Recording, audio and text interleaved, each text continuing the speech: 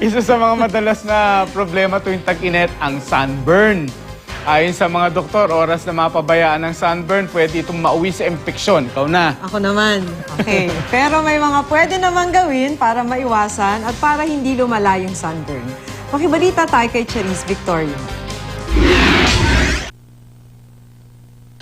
Nabibilad sa sikat ng araw si Rolando na isang construction worker sa Dagupan City at ang matindi niyang kalaban lalo na ngayong tag-init ang sunburn.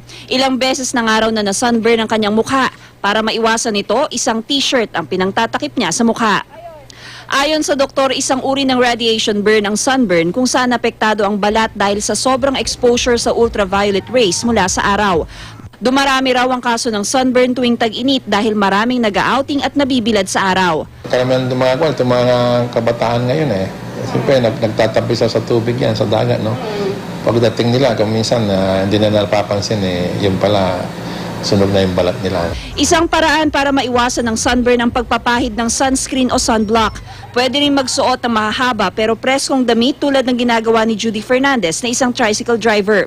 Gumamit din ng payong kung lalabas ng bahay. At kung may sunburn ka na, maligo at magpahid ng moisturizer o lotion.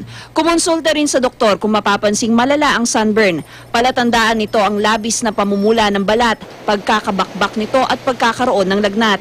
Babala ng doktor, pwedeng mauwi sa impeksyon ng sunburn kung pababayaan. Nagkaroon-infection yung balat. Dahil hindi pinasin, paano mga pinapahid-pahid. Yun, kaya yun ang nangyari. Infection ang end result ng pag pinabayaan yung sunburn. Lalo na kung medyo bumabasa-basa. Isa pa sa mga dapat isaalang-alang tuwing mag-outing ang kasanayan sa paglangoy para makaiwas sa pagkalunod. Kaya naman kung may budget, pwedeng mag-enroll sa swimming classes. Sa mga ganitong summer activity, hindi lang nag-e-enjoy ang mga chikiting, natututo pa sila. Charisse Victoria, Nagbabalita, Pilipinas.